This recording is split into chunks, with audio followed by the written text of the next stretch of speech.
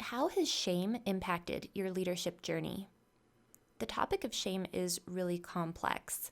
It's tied so closely to self-judgment, and when you do the work, it can be tied closely to self-acceptance and self-confidence. And that's exactly what today's guest, Amanda J.P. Brown, is going to be talking to us about today. She's a former trauma therapist and licensed social worker. She has a really strong story. She went from being a high school dropout and drug user who struggled with shame, self-confidence, and loving herself, to becoming a college graduate, earning 2 master's degrees.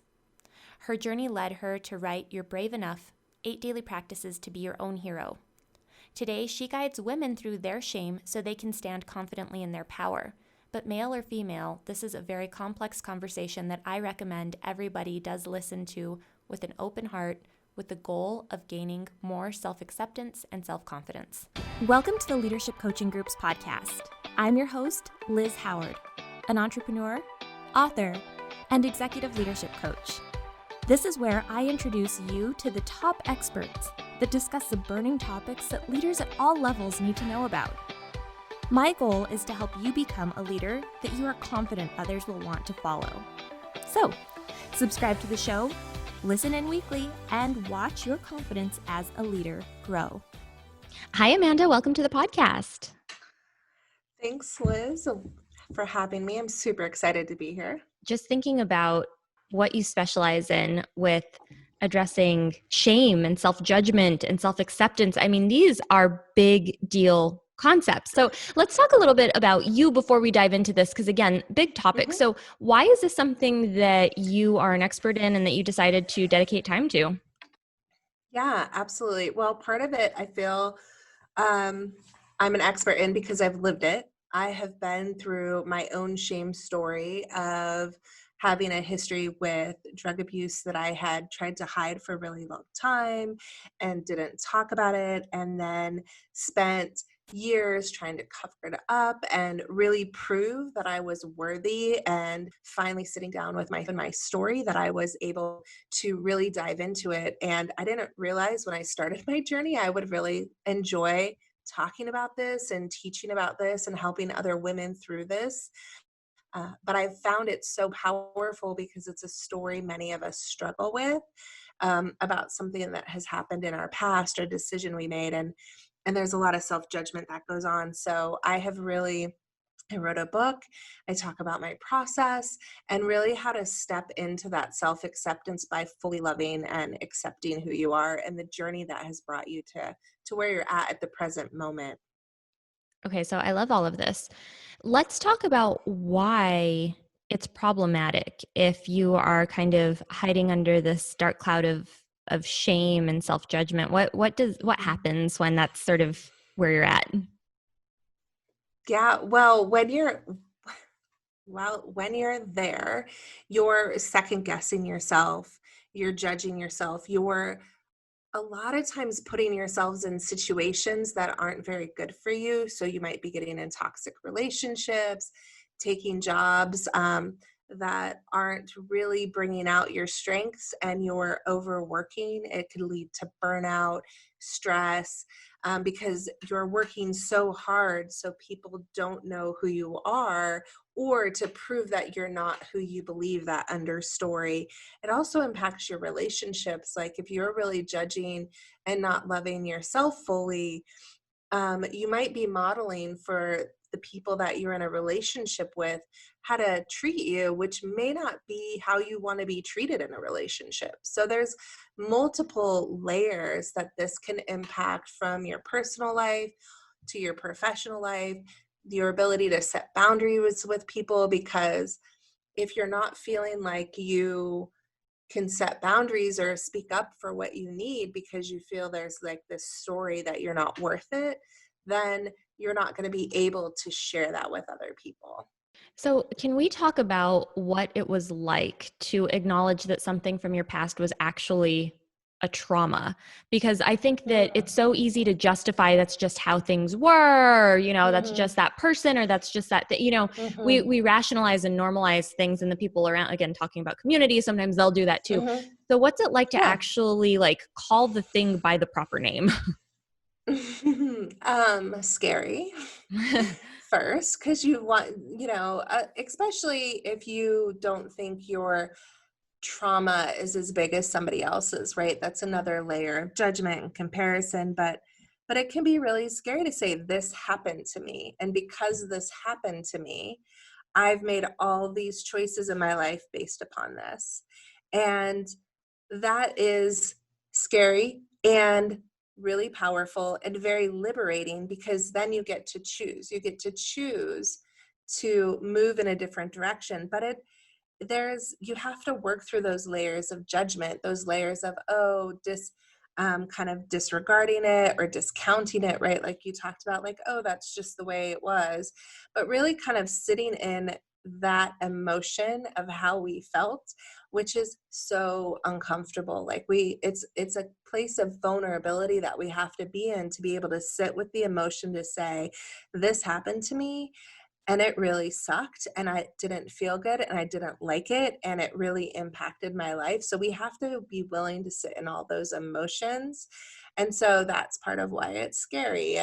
But it's also super liberating, because once you get through that process, you get to choose a different way. You get to decide, do I want to continue to let this um, dictate my choices just because I'm going to be reactive, or do I get to choose, or, am I going to choose to take a second and decide where I want my life to go? I know when I've Mm, like looked back again after doing much deep work, channeling Cal Newport here, mhm, or and really trying to be introspective and doing, trying to take ownership over the way that I want to live my life. mhm, I look back on some things and I just get angry. I'm like, really? mm, Like, mhm. people couldn't show up Yeah. more, like they weren't thoughtful, like what? And I Mhm, just get angry. So there's like anger, there's fear. What happens mhm, when we embrace those emotions too much instead of, mm. the ones that help take us to them? Can you talk about like fear and anger, because those are really Yeah. strong but kind of like red flag emotions? Mhm. Well, I think that it depends. Absolutely. So I say depends because there's a couple ways to look at fear and anger. So absolutely, they can be red flags, but it's okay to be angry about all the things that were messed up about what happened to you. And sometimes we have to allow ourselves to feel angry. If we don't, then we can get caught in that cycle of being in that space. So I feel a lot of it comes from, how are we with being with emotions, and how were our parents with emotions. Sometimes we learn that it's not okay to be angry, or that we shouldn't be angry because of this or whatever, or that we don't know how to sit with that. So really kind of, it's okay to be angry about something, but staying there too long and not being able to process through like the grief. And this is a lot where the grief process can kind of come in, because we're upset about something that didn't happen the way we wanted it to. So really acknowledging that this was messed up, I'm angry about it. Now what? And so it's okay. So do I want to stay in the anger and feed that? Or do I want to move into, how do I want to feel about this situation? So we have to look at, where do we want to go with this? Because there are lots of people who stay in the angry spot and never move. They realize they're angry, but they don't want to move past that point because they just don't know how. And part of that is like being able to grieve that loss, because in that was also a loss that we experienced. Mm. Hmm. We're a leadership podcast, so let's kind of take this conversation and Yeah. just pivot it a little bit. So, what does it do when you are a person who does this work and makes that shift? How does that affect others, or does it? Oh, it totally affects others. Um, it can. When you're a leader, like how you show up, you're an example of what's possible or for other people. And one of the things that I found so powerful is when I've been able to show up and talk about what I'm going through, or the emotions that I'm working through, or the judgments or the shame that I've carried. When I talk about that, it really gives other people, not that I give permission to them, but they feel permission to talk about it, to share, to know that they're not the only ones, because when you're sitting in shame and self-judgment, a lot of times you feel alone, you feel like nobody understands, and you're too scared to tell anybody because you don't want anybody else to judge you or to think you're crazy.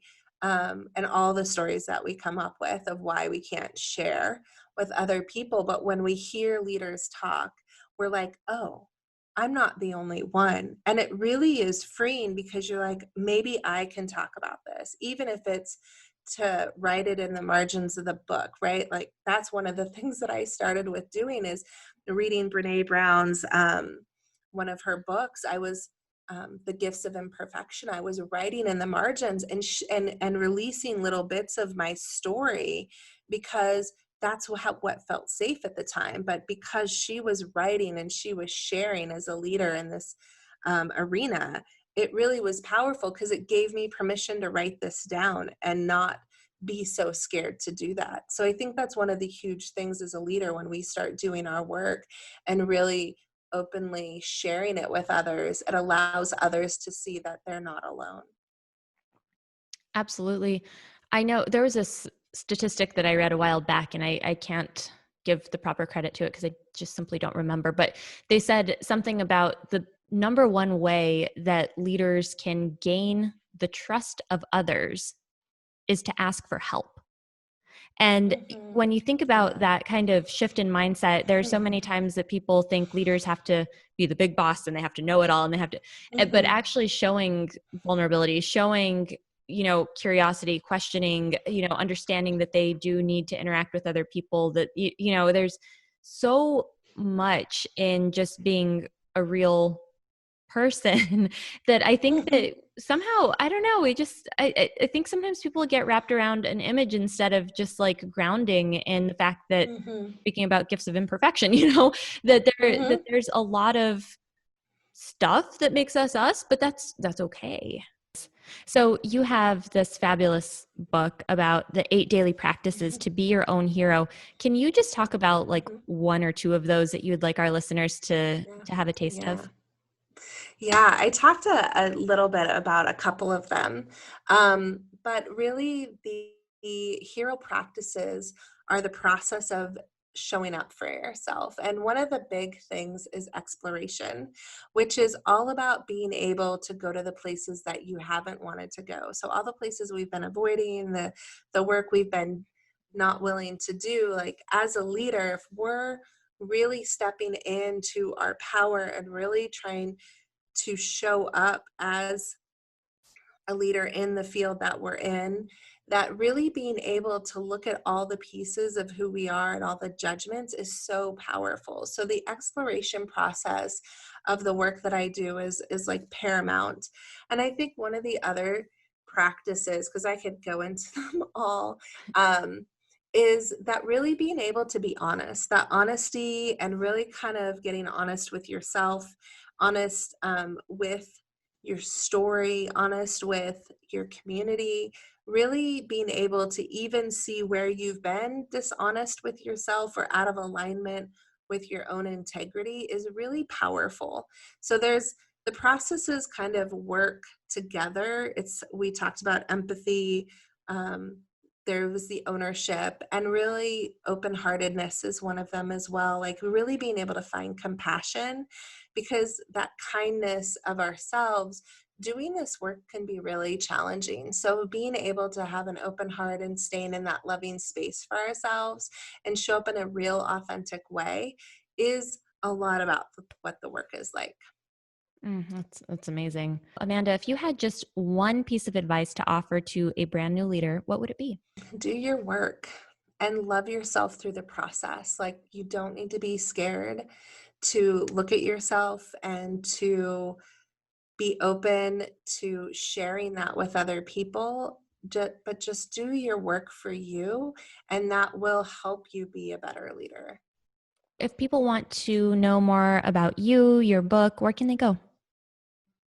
They can go to my website. It's amandajpbrown.com. Thank you for having me. It's been a pleasure to speak with you. Likewise. All right, guys, that is all for this week. Until next time, bye-bye.